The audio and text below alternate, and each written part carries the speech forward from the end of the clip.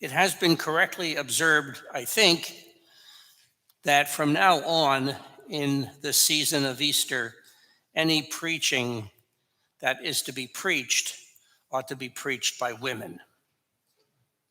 Women carried this church. Women were the ones who went to the tomb, who were confronted by the angels, and who instantly believed. They got it. Right away, they got it. And they ran back to the apostles who were still locked in the upper room, scared to death even to look out the window. They listened to what the women said, and they just kind of dismissed them and said, nah, that can't be. Just can't be. Well, it was. So it seems to me it's only right that any Eastertide preaching ought to be done by women, because women were the ones who carried the church through those terrible days and brought it to where it came to grow and develop into the people of God. It was the women who did that.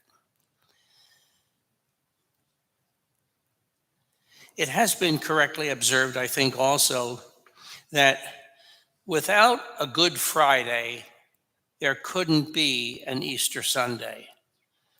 Without pain and suffering and discouragement and betrayal and abuse and all the terrible things that happen to us all the time, without those terrible things happening, there could not be a chance for us to recover and to be raised from the dead.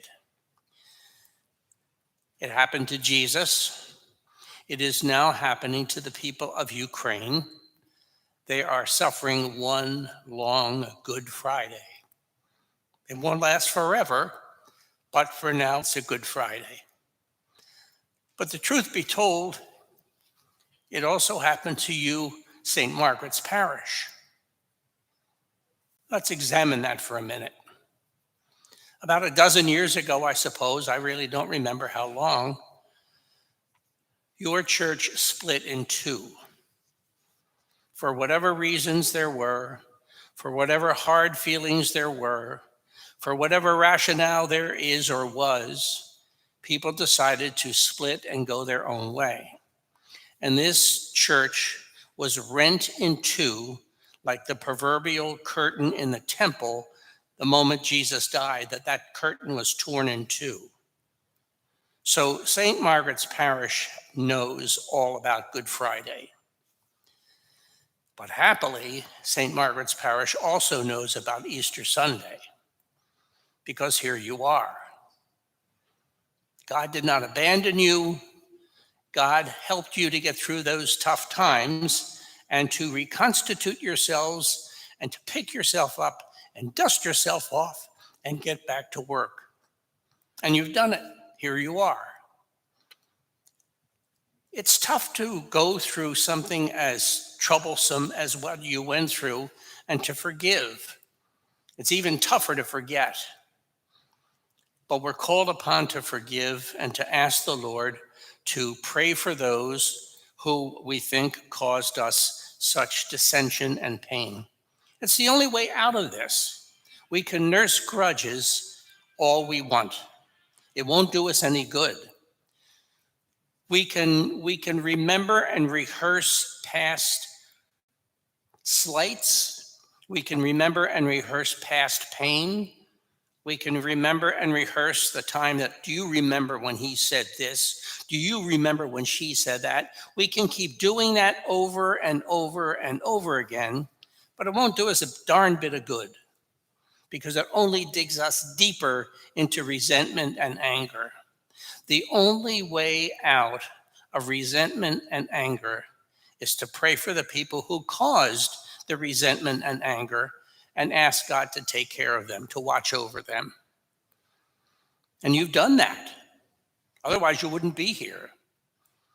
This is nothing short of a miracle that has taken place. It's taken a lot of work. It's taken a lot of organization. It's taken a lot of, let's be honest, arguing with one another. That's okay. That's what families do. I came from an Irish Catholic family in Philadelphia, and if there wasn't a beer glass being thrown at one another, I don't think I was home. But that's the way it was. And as a result of that, we got over ourselves, and we got better, and we got stronger, and we healed, and we got to the point where we began to accept that we are not perfect. No one is perfect. But that as a result of that, because of that, we are called to be faithful disciples of Jesus. So you've undergone your Good Friday. No question about it. And there may be more Good Fridays to come. I hope not, but there may be.